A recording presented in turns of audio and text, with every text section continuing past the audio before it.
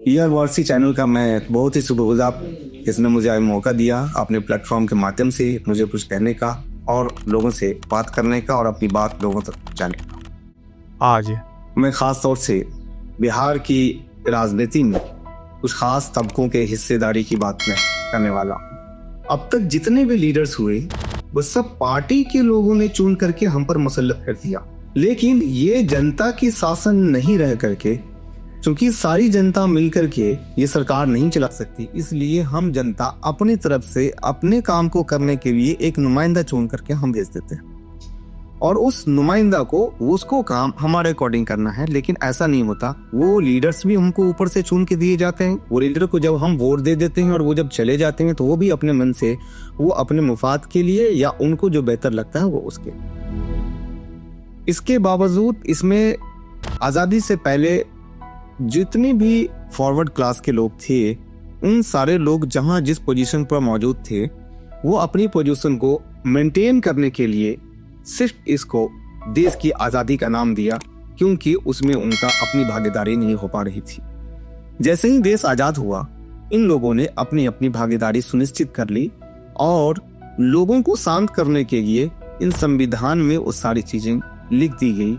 लेकिन संविधान में जो चीजें लिखी गई और जो चीज हमको मिलनी चाहिए और आम जनता को मिलना चाहिए वो हमको नहीं मिल रहा, क्योंकि अभी हर जगह पर पैरवी बड़े रसूख वाले लोगों, बड़े बड़े वेदेदार लोगों, इन लोगों की ही कहीं ना कहीं पहुंच होती है, यानी यही कहीं ना कहीं लोग समझे जाते हैं, पूछे जाते हैं।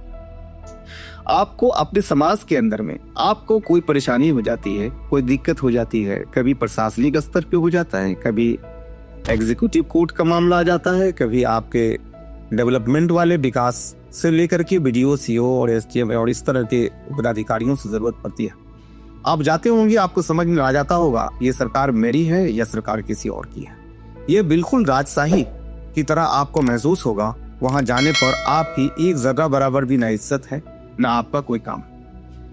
अगर आपका कुछ काम करना है या कुछ करना है तो आपको सभी को जा करके आपको बहुत सरेआम तरीके से आपको देना पड़ता है, तब जाके वो काम करेगा। आपको मैं सारी बातें इसलिए बता रहा हूँ कि आप सरकार तो लगातार चुनते गए, आप नेताएं बदलते गए, लेकिन आपके हालात नहीं बदले। आपके शिक्षा की स्तर वैसे ही है, स्वास्थ्य की स्तर वैसे ही है। आप कभी भूल से अगर आपको कभी अल्लाह ने करे जरूरत पड़े, लेकिन अगर आपको जरूरत पड़ती है तो कभी आप हॉस्पिटल का चक्कर लगाए, वहां पर जाइए। जाने के बाद आपको लगेगा कि हमारे यहाँ इन हॉस्पिटल्स की हालात क्या है, हमारे स्कूल और कॉलेज की हालात क्या है, हमारे बच्चे का एजुकेशन इतना निम्न स्तर पे क्यों रह गया है, क्यों आज फर्स्ट टाइम हम एजुकेशन स्टार्ट करना चाह रहे हैं। एक लंबे अरसे से बिहार एक राज्य होने के बावजूद सीमांचल के लोगों के यहाँ जाकर के देख लीजिए कि उनकी हालात बद से बदतर स्थिति है, एजुकेशन से बहुत नीचे है, आर्थिक स्थिति बहुत नीचे है। ये सारी चीजें आप कहेंगे कि इन सब चीजों के पीछे वही जिम्मेदार है, वो जो जनता है वो खुद जिम्मेदार है। हाँ, जनता सिर्फ इस सेंस में जिम्मेदार है कि हाँ उसने अपना लीडर्स जो है वो उसने अपना खुद से नहीं चुना। वो अपने तमाम लीडर्स को जो ऊपर से बताए गए, जो उनको लंबी चौड़ी भाषण हुई, जो टॉप लेवल से लीडरशिप उनको लाके दे दी गई, वो कर दिए और वो जाकर के आराम से विधानसभा में और विधायक फ्लैट में जाकर के वो आराम फरमा होते हैं। इन सब परेशानियों की वजह आप चाहे जितना लीडर्स बदल ले, इन सारी बदल ले, आपके हालात नहीं बदलती। आप डे बाय डे सोच रहे होते हैं कि इसको लेकर के आएंगे, उसको लेकर के आएंगे, उसको लेकर के आएंगे। इसकी वजह ये है कि ये जितने भी लोग हैं ना, ये किसी आइडियोलॉजी पर काम नहीं करते। इनका मिशन क्या है, इनको काम करने का मकसद क्या है। ये इलेक्शन के समय में ये सारे लोग ये क्यों दिखाई देने लगते हैं। ये सारे नेता फिर अगले 5 साल तक कहाँ चले जाते हैं। जिनके नुमाइंदा अभी घर घर घूम करके वोट मांग रहे हैं, वो नुमाइंदे सारे किधर भाग जाते हैं। उन लीडर्स के जो लोग अभी गाड़ी में भर भर करके बड़ी बड़ी गाड़ियों में सबके दरवाजे घूम रहे हैं, वो सारे लोग कहाँ चले गए, वो कहाँ चले जाते हैं अगले 5 साल तक। जब कोई परेशानी होती है आपको, फिर आप समाज के किसी दलाल को ढूंढ रहे होते हैं जिसके जरिए आप कुछ उनको पैसा दीजिए, कुछ वो आगे सिस्टम्स को पैसे दीजिए और दे करके इन घुसखोरियों का बोलबाला बढ़ा रहता है।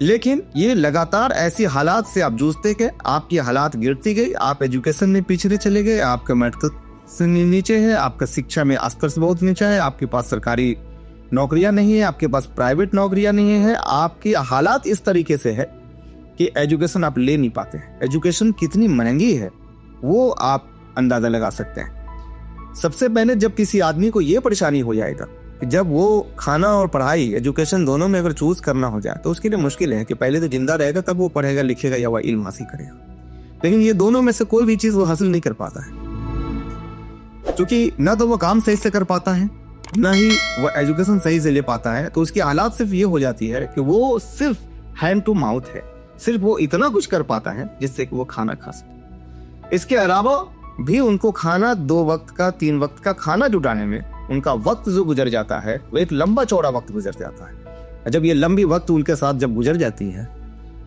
उनके पास न वक्त बचता है न वो अपने लिए सोचेंगे। वो उन पर यकीन भी करना उनको मुश्किल हो जाता है, जो इतनी बार ठगे गए कि कोई भी नया आदमी आता है तो उनके लिए एक बड़ा मुश्किल दौर खड़ा होता है। इन सब चीजों के बीच आपको अपने मसाइल का हल आपको खुद ढूंढना पड़ेगा। आप अपने मसाइल का हल ढूंढने के लिए अगर आपको सबसे पहली चीज ये है कि आप अपने मसाइल का हल ढूंढने के लिए आप अपने अंदर नहीं झांकते। हमारी जो कौम ये ऐसा नहीं है कि हाँ ये बिल्कुल नासमझ नाअहल है, ये सारी चीज है, इसमें कुछ इल्म वाले भी लोग हैं लेकिन उनकी तरजीह नहीं है। जब इलेक्शंस आता है आप लोग सिर्फ उन लोगों को ध्यान देते हैं कि उनको जो आपको 2000 रुपया देकर जाता है, जो वोट देता है, जो एक टाइम आपको खाना खिला देता है। आप सोचें कितनी लंबी आजादी की इतने वर्षों के बाद भी अगर आप 5 केजी अनाज के लिए सरकार पर डिपेंड हैं तो आप सोचें कि सरकार के हालात क्या है। और अभी तक इतनी लंबी दिनों के बाद आप अभी तक अपना खाना अपने खाने के लिए अपने बच्चों की खाना नहीं अगर कमा पा रहे हैं तो इसमें सिर्फ और सिर्फ आपकी जिम्मेदारी नहीं है। इसमें कहीं ना कहीं जिनको आपने गार्जियन बनाया, जिसको आपने जिम्मेदार बना करके पार्लियामेंट भेजा और वहां से बैठ करके जिनको रोजगार का इंतजाम करना था कि हर लोगों के पास फंड का डिसइंटीग्रेट हो और हर लोगों के पास कुछ कुछ फंड जाए, वो करने का इंतजाम करने के लिए भेजा था। वो बदले में इस काम को करने के बजाय वो सारे लोगों से पैसे कलेक्ट करके अपने उन लोगों को देना शुरू कर दिया जिन लोगों ने के जरिए उन्हें इलेक्शंस में नजायज खर्च करने के लिए पैसा मिला था। आप जरा सोचिए कि कोई भी पार्टी हो, उनके इनकम का साधन क्या, कहां से पैसा आता है, कितना करोड़ों रुपए जो है ये इलेक्शन में बर्बाद किए जा रहे हैं। क्या आपने दिया है कभी? क्या हमने दिया है कभी? कभी नहीं दिया। कोई भी नहीं आया। ये आम गरीबों से, आम जनता से जो रहने वाले लोग हैं, क्या इन लोगों से कभी भी कोई भी आदमी आकर के आपको, किसी भी पार्टी के आदमी आकर के क्या आपसे पैसा मांगा है कि हाँ हमको चंदा दीजिए, हम आपके लिए काम कर रहे हैं, समाज में काम कर रहे हैं, आप हमको पैसा दीजिए? आपसे नहीं आया होगा लेने के लिए। जब वो उसको कंट्रीब्यूशन आपने न तो वक्त दिया है न ही आपने उसको थोड़ा बहुत पैसा दिया है, 100-200 रुपए का भी चंदा दिया है, उसके बाद उनके पास हजारों हजार करोड़ का फंड है, तो आप ये बताइए कि ये फंड कहीं ना कहीं से तो आया होगा, कोई ना कोई तो दिया होगा। अब बताइए कि जो उनको इलेक्शंस लड़ने के लिए या अपनी राज को चलाने के लिए जो लोग पैसा दे रहे हैं, अगर वो उनकी सरकार बनती भी है तो क्या वो आपके लिए सोचेंगे? नहीं ना। जिन्होंने एक बड़ी अमाउंट, एक बड़ा पैसा उनके पीछे खर्च किया है, वो किसके लिए? वो उसके लिए सरकार बनती है, वो उसके लिए काम करती है। अभी अदानी को पहुंचाने के लिए फंड, पैसा देने के लिए अब उनको वर्ल्ड की बैंक पैसा देना बंद कर दिए उनकी कुछ हरकतों की वजह से। तो LIC पर दबाव बनाया जा रहा है कि आप एक बड़ा अमाउंट 32,000 करोड़ का आप उनके कंपनी में निवेश करें। तो इस तरीके का एक घटना है, ऐसी बहुत सारी घटनाएं हैं जिस पर आपको केयर और ध्यान देने की जरूरत है कि क्या क्या आपके साथ घट रहा है और क्यों आपका डेवलपमेंट नहीं हो रहा है। क्योंकि हमारा जो मेजर फंड है वो मेजर फंड कहीं न कहीं पूंजीपतियों को फायदा पहुंचाने के लिए चला जाता है और हम उसके नहीं है। इन सब चीजों के बीच अगर आप देखेंगे कि हमारा राजनीतिक रसूख क्या है, हमारा राजनीतिक स्टेटस क्या है, तो एक पॉलिटिकल स्टेटस अगर बात करेंगे तो आपके पास कोई भी लीडर नहीं है। आपके पास कोई भी लीडर्स नहीं है। अगर जिसको आप समझते हैं कि वो लीडर है, वो रियल में लीडर नहीं है। नाम का हो जाना, किसी पार्टी में जाके जुड़ जाना और उसको आप विधायक बना देना, उसका कोई मुस्लिम का नाम होना, उसका कोई दलित का हो जाना, वो दलित और मुसलमानों का वो लीडर नहीं है, OBC का लीडर नहीं है। क्योंकि वो उसके लिए काम नहीं कर रहा है, वो अपने ऊपर वाले के लिए काम कर रहा है। जब कोई पार्टी किसी फेस वैल्यू के लिए काम करेगी तो वो फेस के लिए है, वो उनका जो मिजाज है वो चीज होगा। वो आपके लिए बेहतर सोच रहे हैं तो आप में से किसी को क्यों नहीं चूज कर रहे हैं।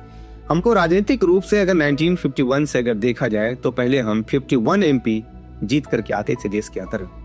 धीरे धीरे करके हमको पॉलिटिकली डाउन किया गया और धीरे धीरे हम राजनीतिक रूप से बहुत कमजोर हो गए और हमको ऐसा प्रेजेंट कर दिया गया, ऐसा कर दिया गया कि नहीं ये बिल्कुल नाहाल है, ये कुछ करने के लायक नहीं है। अभी कास्ट बेस्ड सेंसस कराया गया बिहार के अंदर में और देश के अंदर में भी कराने की बात हो रही है। ये कास्ट बेस्ड सेंसस कराने का क्या मतलब है?